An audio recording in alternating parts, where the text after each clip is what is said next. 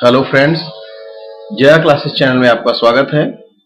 Jaya classes channel के माध्यम से इसमें आप पढ़ रहे हैं मैथमेटिक्स, और मैथमेटिक्स के साथ में ही कुछ क्वेश्चन आप सॉल्व करेंगे रीजनिंग के। तो चलिए आज के अपने इस वीडियो के पहले क्वेश्चन को हम देखते हैं। हमारा पहला क्वेश्चन है, एक बोतल में 750 मिली जूस भरा जाता है और ऐसी 6 बोतलों को एक कार्टन में पैक किया जाता है। 450 लीटर जूस के लिए आवश्यक कार्टनों की संख्या क्या है या क्या होगी, ये आपको बताना है। तो आप ध्यान दें कि आप एक बोतल में देखिए कितना भरा जा रहा है, 750 मिली। एक बोतल में कितना भरा जा रहा है, 750 मिली। और कुल कितना है जो भरा जाना है, कुल जो भरा जाना है वो 450 लीटर है। तो अब आप ये ध्यान दें कि एक बोतल में जब 750 मिली भरा जाता है तो ये 450 लीटर कितने बोतलों में भरा जाएगा। पहले आप बोतलों की संख्या निकालें। तो आप क्या करेंगे, आप पहले 450 को क्या करेंगे, आप 450 लीटर को आप पहले कन्वर्ट कर लें मिलीलीटर में। तो चलिए देखते हैं, 450 लीटर को हम कन्वर्ट करते हैं मिलीलीटर में, और मिलीलीटर का मतलब है 10 मिली बराबर 1 सेंटी, और 10 सेंटी बराबर 1 डेसी, 10 डेसी बराबर 1 ग्राम या मीटर या लीटर। तो इस प्रकार से आप देखेंगे 450 और 3 जीरो मीन्स 1000 से इसमें मल्टीप्लाई कर देंगे तो ये मिली में बन गया, इतना मिली। अब आप ध्यान दें, एक बोतल में 750 मिली आता है, तो बोतलों की संख्या निकालने के लिए 750 से इसको भाग दे दें तो पता चल जाएगा कि कितने बोतलों में इसे भरा जा सकता है। तो आप देखें, आप इसको भाग देख, कोई पहाड़ा पढ़ें, जैसे 15 का पहाड़ा पढ़ें, 15 पचे 75 और 15 तियां 45 और 0 0 0। फिर आप 5 से इसको भाग दें, 5 एकम 5, और इसको फिर से 5 से ऊपर भी भागेंगे तो 5 6 30 0 0। तो देखिए कितना आ गया, 600 बोतल। 600 ये हो गई बोतलों की संख्या, मतलब इसे 600 बोतलों में भरा जा सकेगा जो आपको कुल जूस दिया गया है। तो अब आप ध्यान दें कि 600 बोतल हमारे पास है, मतलब इतना जूस भरना था तो इतने जूस को हमने 600 बोतल में भरा।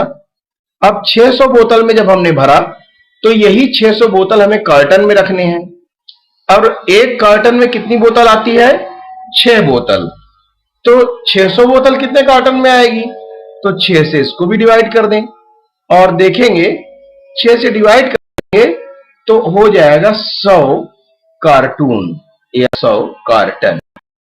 तो इस प्रकार से ये 600 बोतलें 100 कार्टून में या 100 कार्टन में रखी जा सकती हैं। इसका मतलब 450 लीटर जूस को 750 मिली वाले बोतल में अगर रखते हैं तो 600 बोतलों में ये आएगा, और इसे अगर 6 बोतलों के कार्टन में अगर पैक करते हैं तो 100 कार्टन की जरूरत पड़ेगी। आपके क्वेश्चन में है कि आवश्यक कार्टनों की संख्या बताइए, तो ऑप्शन नंबर ए 100 कार्टन की जरूरत पड़ेगी। चलिए आगे बढ़ते हैं। क्वेश्चन नंबर 2, प्रथम 5 धन रूढ़ अभाज्य लिख दिया गया है आपके समझने के लिए। अभाज्य संख्याओं का योग है। तो देखिए, प्रथम 5 धन रूढ़, कहीं हो सकता है कि आपको अभाज्य न दिया हो, तो धन रूढ़ दिया होगा अकेले, तो फिर आपके लिए थोड़ा समस्या हो जाएगी। धन रूढ़, रूढ़ का मतलब है अभाज्य, धन संख्याएं हैं, ये धनात्मक हैं, इसलिए धन रूढ़ अभाज्य आपको यहां लिखा गया है। रूढ़ मीन्स अभाज्य। अब अभाज्य संख्या है वो भी प्रथम मतलब शुरू से, तो शुरू से जो अभाज्य संख्या होती है 2, 3, 5, 7 और 11, ये क्या है? प्रथम 5 अभाज्य संख्याएं हैं। प्रथम 5 अभाज्य संख्याएं हैं। अब आप जरा ध्यान दें, अभाज्य क्यों है? क्योंकि इनमें स्वयं से ही भाग जाएगा या 1 से भाग जाएगा और किसी चीज से भाग नहीं जाएगा। तो ये प्रथम 5 अभाज्य संख्याएं हैं। इन्हीं संख्याओं का योग ज्ञात करना है आपको। तो योग का मतलब प्लस लगा दें सब में और जोड़ दें। चलिए हो गया।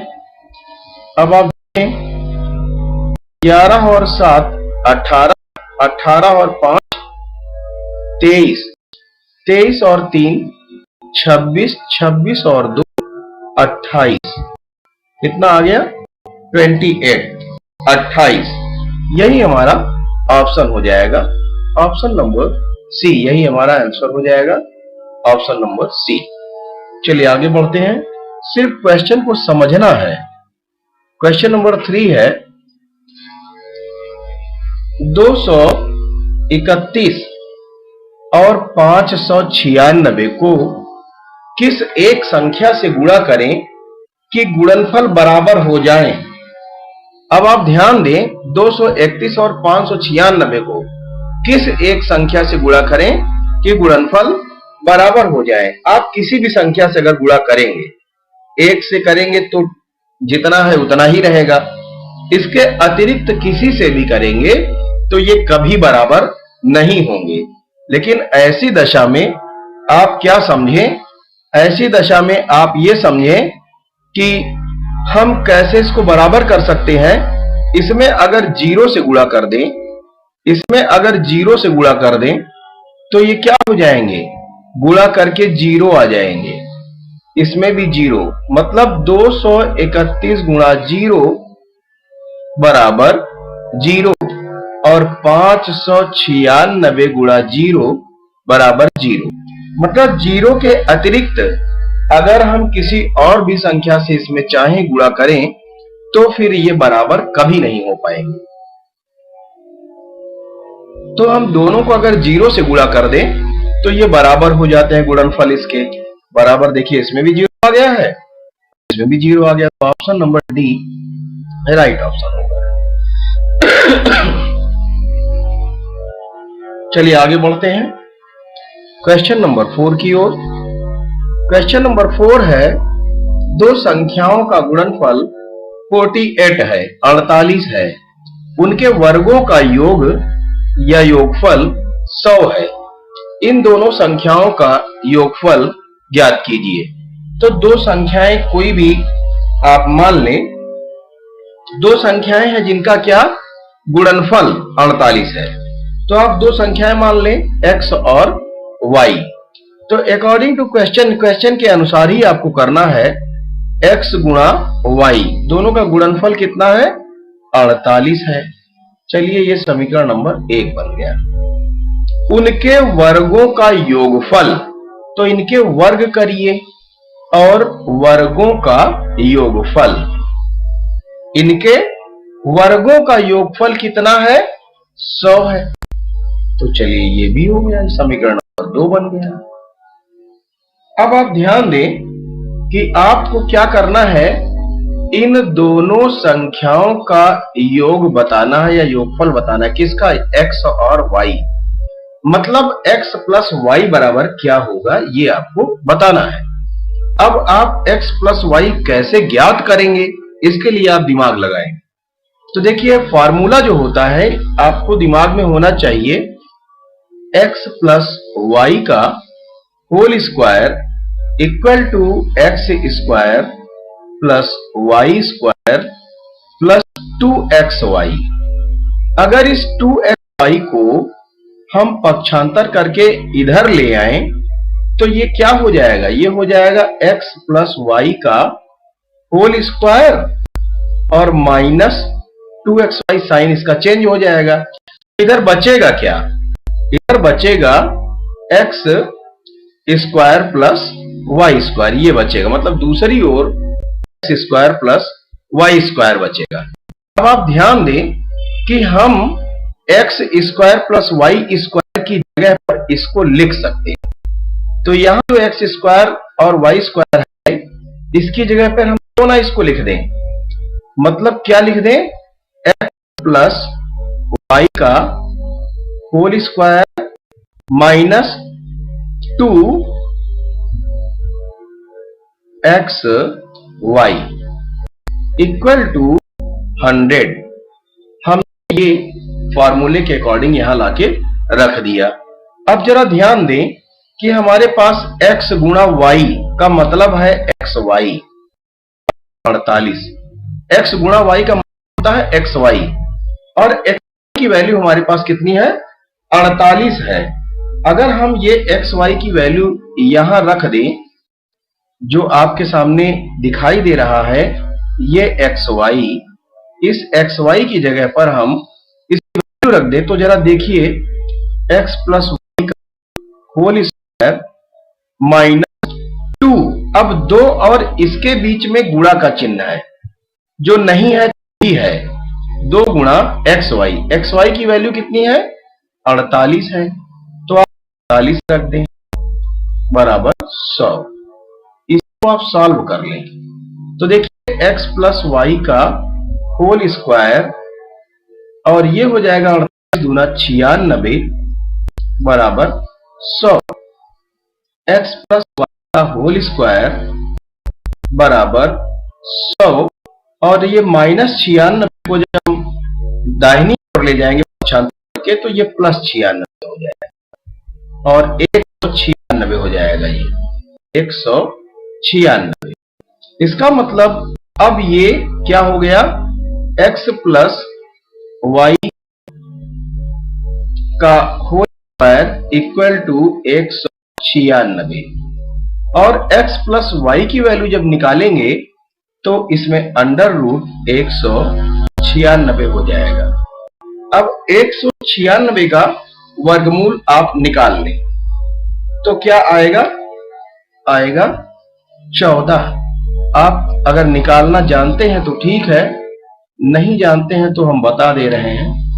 196 का वर्गमूल देख लीजिए कैसे निकालेंगे। इधर से बना लें तो एक बचा है, एक कम एक, और तो कुछ नहीं बचेगा, जोड़ा आ जाएगा नीचे, और ये वाला एक यहां ऐड हो जाएगा, तो यहां हो जाएगा 2। अब 2 से क्या करें, 2 चौको 8, 2 पंजे 10, तो 5 बार नहीं 4 बार जाएगा। हमने क्या किया, 4 वहां, तो यहां भी 4 लिखना पड़ेगा। 4 से 4 में गुणा करें, 4 चौक 16, 4 दूना 8, 1 9,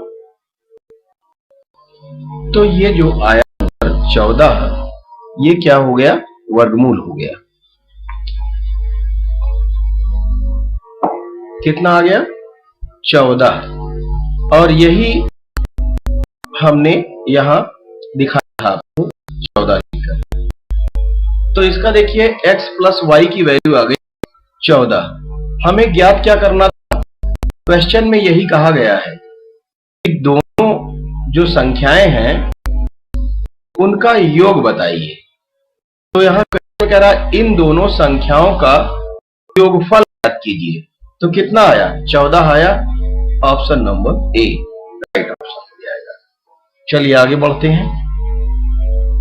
क्वेश्चन नंबर 5 देखिए, मैं इसको इतना तोड़ मरोड़ के सिर्फ इसलिए बता रहा हूं कि आपको तनिक भी कहीं कोई संदेह न रहे, और जिन्हें मैथ कम आती है उनके लिए बिल्कुल आसान हो जाए कि ये कैसे हो गया। नहीं तो मैं तो इसको 3-4 लाइन में, 2 लाइन में ही, 3 लाइन में खत्म कर देता। लेकिन आपको जिनको आता है उनके लिए तो अच्छा है, जिनको मैथ नहीं आती उनको समझ में ना आता। तो चलिए देखते हैं, यदि किसी भिन्न के अंश को 20% कम तथा हर को 10% बढ़ा दिया जाए। देखिए यहां किसी भिन्न की बात की जा रही है, कोई भिन्न यहां दी नहीं गई है, तो हम क्या करते हैं, कोई भिन्न हम मान लेते हैं। तो माना भिन्न हमने मान लिया x/y। अब ध्यान दें अंश को, अंश मीन्स ऊपर वाला, अंश को 20% कम किया जाए। ये पहले कितना था? 100%। 20% कम कर देंगे तो कितना बचेगा? ये 80% हो जाएगा। मतलब x का 80% हो जाएगा इतना। और इसी प्रकार से y का क्या कह रहे हैं? 10% बढ़ा दिया जाए। 10% बढ़ा दिया जाए तो अगर पहले ये 100% है, 10% बढ़ा दिया जाएगा तो कितना हो जाएगा? 110% हो जाएगा।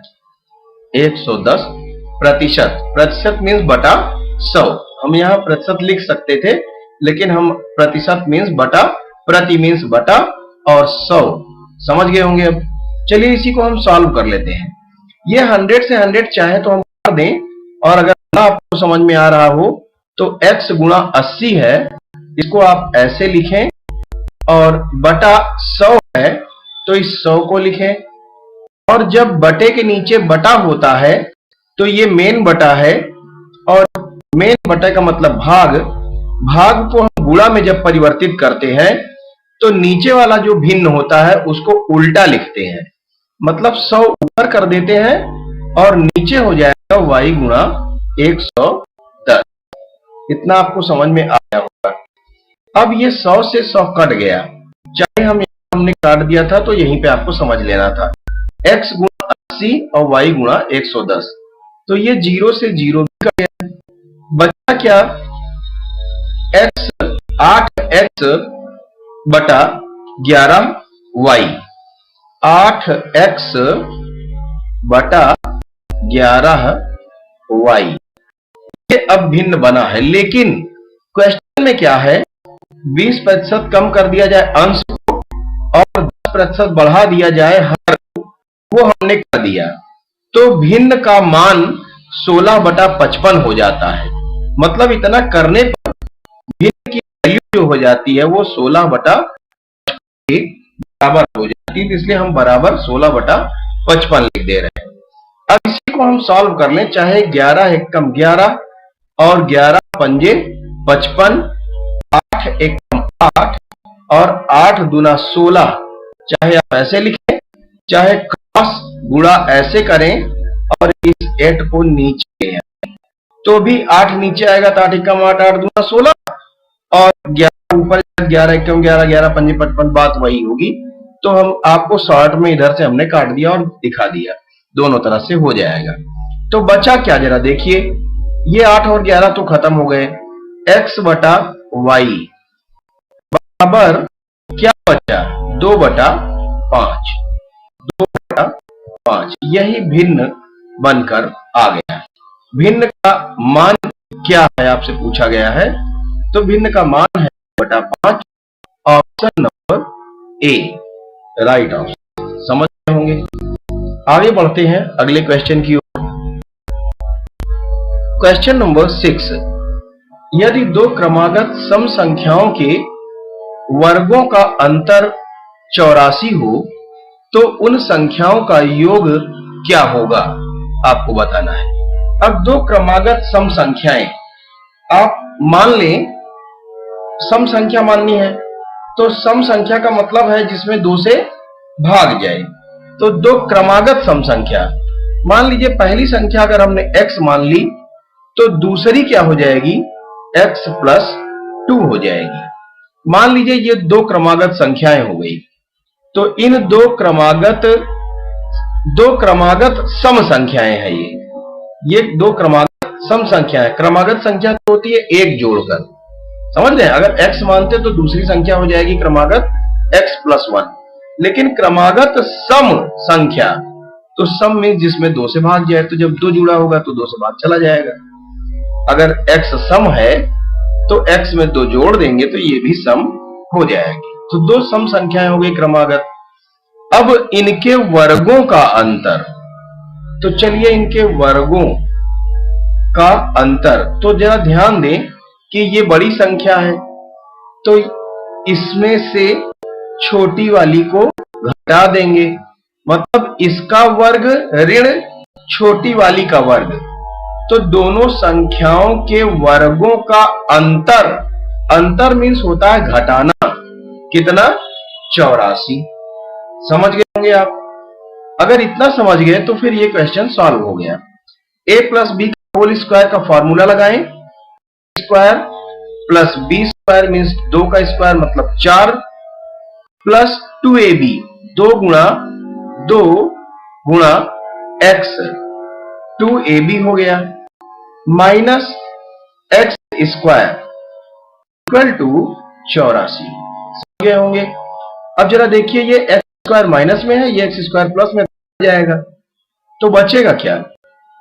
ये 4 प्लस का है, इसको अगर पक्षांतर करके इधर ले आएंगे तो हो जाएगा ये 84 ऋण 4, चिन्ह इसका बदल जाएगा और ये 2 दूना 4 x हो जाएगा 4 बराबर 84 में 4 तो 80 और x 4x बराबर 80, x बराबर ये जो गुणा में है 4 ये भाग में नीचे आ जाएगा 4 और 4 से इसको भाग देंगे तो 4 8, x की वैल्यू कितनी आ गई?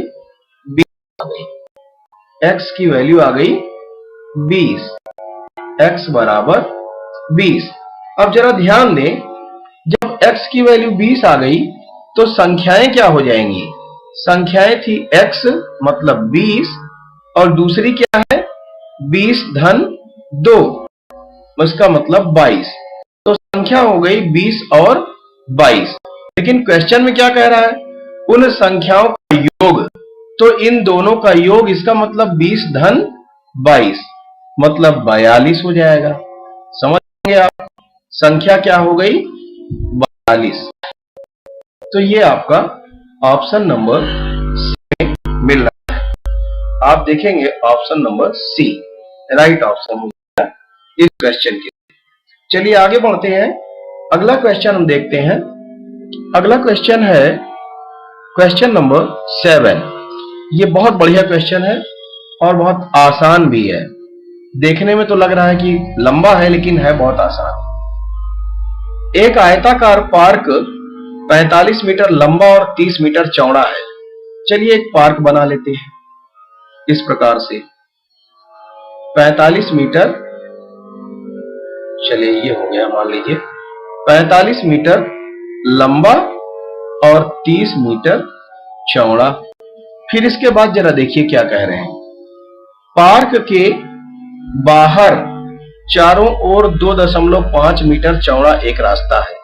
ध्यान ये देना है कि चारों ओर है, चारों ओर कितना है? 2.5 मीटर चौड़ा रास्ता ऐसे बनेगा चारों ओर, जो चारों ओर लगभग बराबर दूरी इसमें दिखाई दे। चलिए ये बना, मान लो टेढ़ा मेढ़ा जो भी बना, तो 2.5 मीटर, ये 2.5 मीटर है। तो इधर भी इसकी चौड़ाई कितनी है? 2.5 मीटर। चारों तरफ का है ना, तो ये भी कितना ही है चौड़ाई? 2.5 मीटर।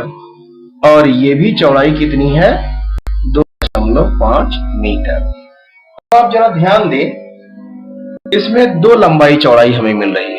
एक तो ये जो पार्क है, अंदर का जो पार्ट है, जो पार्क है, एक तो ये रास्ते को छोड़कर, एक इसकी लंबाई चौड़ाई हमें मिली 45 और 30। लेकिन अगर इस रास्ते को शामिल करके पार्क की लंबाई चौड़ाई देखा जाए तो देखिए क्या हो जाएगा। तो जरा ध्यान दें कि ये जो लंबाई थी पार्क की कितनी है? यहां तक 45 है और 2.5 ये हो गया, 2.5 ये और 2.5 ये, तो 2.5 का मतलब 2.5 5 मीटर और बढ़ गया 45 मीटर। तो ये पहले था, तो 2.5 मीटर इधर, 2.5 मीटर इधर मीन्स 5 मीटर और बढ़ गया। अब कितनी लंबाई हो गई? रास्ता सहित तो हो गई 50 मीटर। और चौड़ाई कितनी हो गई? ये तो लंबाई हो गई रास्ता सहित, और चौड़ाई कितनी हो गई? इसी तरह चौड़ाई भी आप देखेंगे तो ये भी 2.5 मीटर है और ये भी 2.5 मीटर है। पहले कितनी थी? पार्क की थी और 2.5 5 ये और जुड़ जाएगा, तो 30 5 35 मीटर हो गई चौड़ाई। तो रास्ता सहित अगर पार्क को देखा जाए तो लंबाई और चौड़ाई ये आ गई। अगर इससे क्षेत्रफल हम निकाल तो लंबाई गुणा चौड़ाई मीन्स 50 गुणा 35, ये रास्ता सहित पार्क का क्षेत्रफल होगा। 0 और 5 से 5 में गुणा करें, 5 ये 25, 5 तिहाई 15 और 2 17, ये रास्ता सहित पार्क का क्षेत्रफल आ गया इतना मीटर स्क्वायर। क्षेत्रफल निकला रास्ता सहित। अब रास्ते को छोड़कर पार्क अकेले का अगर क्षेत्रफल निकाले तो पार्क का क्षेत्रफल बिना रास्ते के कितना था, 45 गुणा 30 हो जाएगा। 45 मीटर लंबा और 30 मीटर चौड़ा था, तो क्षेत्रफल हो जाएगा 0 पंजे 15 और 3 चौक 12 13, इतना मीटर स्क्वायर। अब जरा देखें, बिना रास्ते के क्षेत्रफल इतना आ गया, अब रास्ता सहित कुल क्षेत्रफल इतना है, और इसमें पूछ क्या रहा है, रास्ते का क्षेत्रफल बताइए। तो रास्ता का क्षेत्रफल अगर निकालना है, मान लीजिए इसका क्षेत्रफल निकालना है रास्ते का, तो रास्ते का क्षेत्रफल का मतलब है रास्ता सहित पार्क का क्षेत्रफल ऋण पार्क का क्षेत्रफल कर दें तो रास्ते का क्षेत्रफल अपने आप निकल आएगा। तो रास्ता सहित पार्क का क्षेत्रफल, रास्ते का क्षेत्रफल है तो रास्ते का क्षेत्रफल बराबर रास्ता सहित पार्क का क्षेत्रफल ऋण पार्क अकेले का क्षेत्रफल। बस इसी को आप कर लें तो आ जाएगा, देखिए 13 घटा देना है 1750 में से तो 400 आ जाएगा, 400 मीटर स्क्वायर ये रास्ते का क्षेत्रफल हो जाएगा।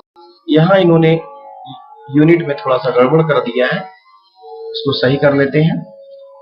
100 metre square means option C right option हो जाएगा हमारे इस क्वेश्चन के लिए। समझ गए होंगे आप। चलिए आगे बढ़ते हैं। क्वेश्चन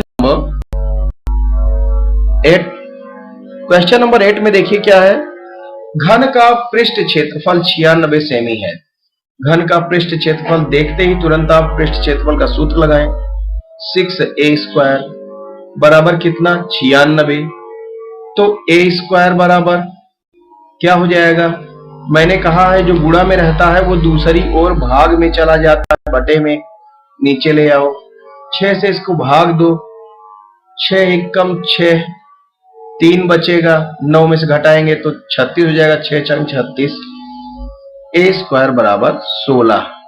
तो a बराबर 16 का वर्गमूल निकाल लें, आ गया 4। तो ये हो गया 4 सेमी a मीन्स भुजा। इसकी भुजा की लंबाई क्या होगी, तो 4 सेमी होगी। बिल्कुल आसान था ये, option number A right option हो जाएगा। आगे बढ़ते हैं क्वेश्चन नंबर 9 की ओर। क्वेश्चन नंबर 9 देखिए बहुत लंबा चौड़ा दिखाई दे रहा है लेकिन है बहुत आसान। क्या है, 10 मीटर लंबी 6 मीटर ऊंची 22.5 मीटर मोटी दीवार बनाने में कितनी ईंटों की आवश्यकता होगी। ये दीवार की माप दी गई है, लंबाई चौड़ाई और ऊंचाई। और अब आप देखें दीवार बनाना है तो इसमें कितने ईंटें लगेंगी। तो ईंट का भी आकार आपको नीचे दिया गया है, प्रत्येक ईंट का आकार दिया गया है लंबाई चौड़ाई और ऊंचाई में। लेकिन अब ध्यान ये देना है इसमें गलती कहां होती है, इसमें गलती होती है कि कुछ मीटर में दिया है कुछ सेंटीमीटर में दिया है। यही आप अगर भूल गए तो सब गड़बड़ हो जाएगा। ये दो चीजें मीटर में दी गई हैं और ये सारी चीजें सेंटीमीटर में दी गई है। अब आप ध्यान दें, जब इस तरह का क्वेश्चन आए कि दीवार की लंबाई चौड़ाई मोटाई या ऊंचाई दी गई हो और एक ईंट का आकार आपको दिया गया हो और ईंटों की संख्या आपको निकालनी हो कि कितनी ईंटें लगेंगी, तो ईंटों की संख्या बराबर दीवार का आयतन, और दीवार का आयतन का मतलब लंबाई गुणा चौड़ाई गुणा ऊंचाई। तो लंबाई कितनी है 10 मीटर, इसको सेंटीमीटर में बदल लें तो 1 मीटर बराबर 100 सेंटीमीटर, 100 से इसमें गुणा कर देंगे तो 2 जीरो बढ़ जाएंगे, इतना सेंटीमीटर हो गया ये सेमी। और 6 मीटर बराबर 600 सेंटीमीटर, ये भी आप समझ गए होंगे। तो आप ध्यान दें, सब सेंटीमीटर में हो गया। तो हम इसको ऊपर लिखेंगे, लंबाई गुणा चौड़ाई 600 गुणा मोटाई 22.5 सेमी, सब सेंटीमीटर में हो गया। बटा नीचे भी सेंटीमीटर में ही है, तो 25 गुणा 12 गुणा 9, बस हो गया। इसी को आप सॉल्व कर लें, ईंटों की संख्या आ गई। देखिए जरा, 25 एकम 25 और 25 चौको 100, 100 मीन्स इतने को कवर किया, एक जीरो अभी बचा है तो 40 हो जाएगा। अब ध्यान दें, 12 एकम 12 और 12 पंजे 60, तो ये जीरो यहां आ जाएगा, कट गया, ये भी समझ लिए, क्लियर हो गया। अब जरा ध्यान दें, 9 से हमें भाग देना है, कैसे करें? अब आप चाहे 9 का पहाड़ा पढ़ लें, चाहे 3 से कर लें। 9 एकम 9, 9 दूना 18, चलिए कर लेते हैं। 9 दूना 18, कितना बचेगा? 18 4 22, 45 हो जाएगा। 9 पंजे 45, दशमलव के बाद एक अंक था तो एक अंक पहले दशमलव लग जाएगा। अब आप नीचे देख रहे हैं कुछ नहीं है, एक एक है, तो एक से मतलब ही नहीं है। ऊपर इसको गुणा करें, गुणा करेंगे जब आप, तो कैसे करेंगे? चलिए, ये 25 से समझ लीजिए, 2.5 को आप 25 समझ लीजिए और इससे गुणा करिए 40 में, तो 25 चौको क्या हो जाएगा? 25 चौको 100, और एक जीरो भी है, ये 40 है, 4 नहीं था, 40 है तो उस जीरो को भी लिखेंगे। लेकिन ये 25 नहीं था, क्या था? 0.5 इसमें है, तो एक अंक के पहले दशमलव भी लगा दिया हमने, गुणा 50। अब आप जरा ध्यान दें, ये दशमलव जब लग गया तो फिर ये बचा क्या? 100 बचा है। 100 से 50 में गुणा करें तो 100 पंजे 500 और एक जीरो, तो ये जीरो, इसका मतलब 5000 ईंटें लगेंगी। ईंटों की संख्या कितनी हो गई? 5000। Option number C. बहुत बढ़िया क्वेश्चन था, देखिए पल भर में हो गया। लेकिन समझना सिर्फ यही था कि जो यूनिट थी, इकाई, वो मीटर और सेंटीमीटर में थी, उनको हमको एक में करना था, चाहे मीटर बना लेते चाहे सेंटीमीटर। क्वेश्चन नंबर 10 देखते हैं। क्वेश्चन नंबर 10 है, 210 रुपए को राम और श्याम में 7:3 अनुपात में बांटना है। बहुत बढ़िया क्वेश्चन है, अनुपात का इस तरह का क्वेश्चन बहुत आसान होता है। देखिए 210 को बांटना है तो 210 लिख देंगे, और दोनों का आनुपातिक योग निकाल लीजिए तो आएगा 10, आनुपातिक योग आएगा 10। और जिसका निकालना हो, किसका निकालना है? राम का, तो राम का 7 है। अगर राम का निकालना है तो 7 ऊपर लिख देंगे और नीचे जो योग आया था उसको लिख देंगे। अब 0 से 0 कट गया और 7 से गुणा हो जाएगा, 7 एकम 7, 7 दूना 14। 147 रुपया किसको मिलेगा? राम को। ये राम का भाग है, राम का भाग या राम का हिस्सा 147। अगर आपको श्याम का निकालना है तो श्याम का निकाल लें। श्याम का क्या आएगा? अब श्याम का निकालना है तो 210 को ही बांटना है, और ऊपर श्याम वाला हिस्सा क्या है? 3 है, तो 3 को ऊपर रख दें, नीचे 10 जो योग था। 0 से 0 काटेंगे और 3 एकम 3, 3 दूना 6, 63 रुपया श्याम को मिलेगा। तो देखिए यहां क्वेश्चन में क्या है, बांटने पर दोनों के द्वारा प्राप्त धन रुपए में क्रमशः होंगे। तो पहले देखिए कौन है? पहले राम है, तो राम का हिस्सा पहले, मतलब पहले 147 आएगा उत्तर में। उत्तर में 147 पहले कहां है? यहां है। और दूसरा फिर 63 है, तो 63 कहां है? बाद में, कॉमा करके। तो ये इसका मतलब option number A right option है, इसको भी ध्यान दीजिएगा। नहीं, ऑप्शन नंबर बी में क्या है? देखिए 63 और 147 वही चीज यहां भी दिया है, लेकिन यहां क्रम उल्टा है, इसलिए ये ऑप्शन नहीं होगा। इसका ऑप्शन नंबर ए होगा। देखिए भ्रमित करने के लिए, कितना परेशान करने के लिए क्वेश्चन इस तरह बनाया जाता है। चलिए आगे देखते हैं। Question number 11। क्वेश्चन नंबर 11 में है, ध्यान दें, कुछ आम अमरूद हैं, सभी अमरूद बैंगन हैं। अब देखिए कुछ आम अमरूद हैं और सभी अमरूद बैंगन हैं। तो आप एक चीज ध्यान दें, जब सभी की बात आ जाए तो सभी का मतलब पूरा पूरा, और पूरा पूरा का मतलब बैंगन जो है पूरा कहां समाहित हो गया, सभी अमरूद बैंगन है, सॉरी सभी अमरूद मतलब पूरे अमरूद कहां समाहित हो जाएंगे, बैंगन में। मतलब ये अगर बैंगन है, बड़ा वाला घेरे को हम बैंगन कहें, तो अमरूद जो है ये हो जाएगा, क्या हो जाएगा, ये अमरूद। इस प्रकार से मतलब ये जो छोटा वाला जो घेरा है ये अमरूद के लिए।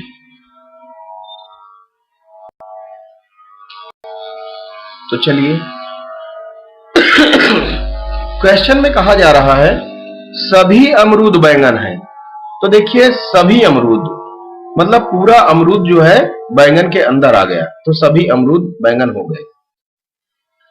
अब पहला जो था कुछ आम अमरूद हैं, तो कुछ आम अमरूद हैं। देखिए जरा, कुछ आम मतलब पूरे आम नहीं, कुछ आम। तो आम जो है वो इस प्रकार से है आम, लेकिन कुछ आम अमरूद हैं, जो ये पार्ट आपको दिखाई दे रहा है, ये पार्ट, कुछ आम अमरूद हुए, पूरे आम अमरूद नहीं है, ना ही पूरे अमरूद आम है। तो ये इस प्रकार से आप चित्र को बनाएंगे। अब इसके बाद आप जरा समझें कि जो निष्कर्ष है वो हमें चेक करना। ये तो हमारा क्वेश्चन था, समझ लीजिए, ये हमको बताया गया है, ये सही है, इसी को हमको मानकर निष्कर्ष को चेक करना, जांचना है। कुछ अमरूद बैंगन है, क्या ऐसा है? कुछ अमरूद बैंगन है, कुछ अमरूद जरा देखिए, कुछ अमरूद मान लीजिए ये है, तो कुछ अमरूद बैंगन है, तो यहां तो सारे अमरूद बैंगन है, कुछ अमरूद नहीं बल्कि सारे अमरूद बैंगन है। पूरे देखिए बैंगन पूरा है और उसमें सारे अमरूद, सभी अमरूद यहां कहा गया, सभी अमरूद बैंगन है। तो कुछ अमरूद बैंगन है, ये कहना सही नहीं है, समझ रहे हैं? ये कहना सही नहीं है कि कुछ अमरूद बैंगन है, सभी अमरूद बैंगन है कहा जाए तो सही है, तो ये गलत हो गया। अब सभी बैंगन अमरूद हैं, देखिए सभी बैंगन अमरूद है, नहीं, अमरूद का तो इतना ही पार्ट है, बैंगन का तो ज्यादा पार्ट है, तो सभी बैंगन क्या है, अमरूद नहीं है, ये भी गलत हो गया। तो ध्यान से देखते चलिए इसको। कुछ बैंगन आम है, अब देखिए आम के अंतर्गत देखिए ये बैंगन का भी पार्ट इतना आ रहा है, बैंगन का पार्ट कितना आ रहा है, इतना पार्ट बैंगन का भी आ रहा है। ध्यान दें आप, ये इतना पार्ट जो है बैंगन का भी आ गया, और अमरूद का जो पार्ट था वो सिर्फ इतना था, ये। तो आप ध्यान दें कि क्वेश्चन में जो कह रहा है कुछ बैंगन आम है, तो कुछ बैंगन तो आम हो गए भाई, क्योंकि ये पूरा आम है और इतने बैंगन आम में शामिल हैं, तो इसका मतलब कुछ बैंगन आम है, ये सही है। और कुछ आम बैंगन है, तो कुछ आम बैंगन में भी तो शामिल हो गए, तो ये भी सही है। इसका मतलब ऑप्शन नंबर 3 और 4 को हम जरा देखें कहां दिया है, किस ऑप्शन में। ऑप्शन नंबर ए में है कोई सत्य नहीं है, ये गलत हो गया, ऐसा नहीं है। सभी सत्य हैं, ये भी गलत है। केवल 3 और 4 सत्य हैं, तो यही हमारा ऑप्शन सही ऑप्शन है। और इसमें दे रहा केवल 1, 2, 3 सत्य हैं, तो ये भी गलत हो गया। तो देख रहे हैं ऑप्शन नंबर सी हमारा इस क्वेश्चन के लिए आंसर हो जाएगा। चलिए आगे बढ़ते हैं। ये रीजनिंग से संबंधित क्वेश्चन है 11 से, और ये 12 भी रीजनिंग का ही क्वेश्चन है। देखते हैं जरा इसको हम क्या है। देखिए यहां जो है एक वृत्त बनाया गया है, और वृत्त के बाद क्या हुआ, आगे वृत्त का जो संबंध है किससे, इससे। वृत्त का संबंध क्या है कि वृत्त में जो है 8 तीलियां बना दी गई। आगे क्या बना दी गई, 8 तीलियां, 1 2 3 4 5 6 7 और 8 रेखाएं बन गई। यही संबंध, मतलब जो वृत्त का संबंध है इससे, वही संबंध इसका इन चारों में से किससे होगा, तो 8 तीलियों वालों से होगा, यही समझ लीजिए। इसका मतलब ऑप्शन नंबर सी इसका राइट ऑप्शन होगा। यहां क्वेश्चन मार्क की जगह पर ऑप्शन नंबर सी होगा, तो ये आपका राइट ऑप्शन हो जाएगा। बिल्कुल आसान क्वेश्चन था ये तो। चलिए देखते हैं आगे क्वेश्चन नंबर 13 की ओर बढ़ते हैं। क्वेश्चन नंबर 13 है, यहां जो ये 2 दिया गया है ये थोड़ा सा बड़ा लिख दिया गया, इसको छोटा होना चाहिए। तो ये क्लियर है कि ये क्या है, बाइनरी। और बाइनरी संख्या मींस बाइनरी डिजिट में अंक कौन कौन से होते हैं, 0 और 1, 2 ही अंक होते हैं। इसीलिए इसका बेस क्या होता है, 2 होता है, तो ये 2 लिखा जाता है। अब बाइनरी के 2 का अच्छा 2's कॉम्प्लीमेंट बताना है। कभी कभी 2 का लिखा रहेगा, कभी कभी ऐसा लिखा रहेगा 2 और s, 2's कॉम्प्लीमेंट आपको बताना है। तो 2's कॉम्प्लीमेंट देखिए कैसे बनेगा। इसका पहले 1's कॉम्प्लीमेंट बनाएं। इसका जो 1's कॉम्प्लीमेंट बनेगा वो इस प्रकार बनेगा। 1's कॉम्प्लीमेंट मींस 1 को 0 और 0 को 1। तो देखिए जरा 1 को 0, तो 1 बार 1 है, 2 3 4 5 6 7 8, सब इसमें 1 ही है, तो सब 0 हो जाएंगे। 1's कॉम्प्लीमेंट इसका हो जाएगा, 1's कॉम्प्लीमेंट इसका हो जाएगा क्या, 8 बार 0, 1 2 3 4 5 6 7 8, ये 1's कॉम्प्लीमेंट हो गया। लेकिन हमें क्या बताना है, 2's कॉम्प्लीमेंट, और इसका 2's कॉम्प्लीमेंट हो जाएगा 1 ऐड करके, 1 जोड़कर। चलिए जोड़िए, 2's कॉम्प्लीमेंट निकाल लेते हैं। 1 और 0 1 होगा, 0 0 0 0 0 0 7 टाइम्स, तो ये हो जाएगा हमारा आंसर, 2's कॉम्प्लीमेंट हो जाएगा। तो देखिए जरा आंसर हमारा क्या है, 7 बार 0 और 1, 1 2 3 4 5 6 7 बार 0 और option number C right option हो जाएगा। बहुत बढ़िया क्वेश्चन है, बहुत इंपॉर्टेंट क्वेश्चन है। क्वेश्चन नंबर 14, निम्न में से कौन अलग प्रकृति का है। आपको बताना है कि कौन अलग प्रकृति का है। इनमें देखिए कुछ असमानता होगी किसी एक में, और सब एक होंगे, एक जैसे होंगे। तो देखिए पीतल, तांबा, स्वर्ण, लोहा। देखिए पीतल जो है यही जो है मिश्र धातु है, और तांबा, लोहा और स्वर्ण और लोहा, तांबा, स्वर्ण और लोहा ये क्या है, ये मिश्र धातु नहीं है। तो ध्यान दें कि पीतल जो है किनसे मिलकर बना है, पीतल बना है तांबा और जिंक से। 70% इसमें तांबा है प्लस जिंक है 30% जिंक। तो ये तांबा और जिंक से मिलकर बना है पीतल। लेकिन अन्य जो है तांबा, लोहा और स्वर्ण, ये तीनों चीजें जो है क्या है, ये मिश्र धातुएं नहीं है। क्या है, ये मिश्र धातुएं नहीं है, मिश्र धातुएं नहीं है, यही अंतर है। समझ गए होंगे आप। ये तीनों, इन तीनों से ये ए जो है आपका अलग है, ऑप्शन नंबर ए। तो अलग प्रकृति का कौन है? पीतल।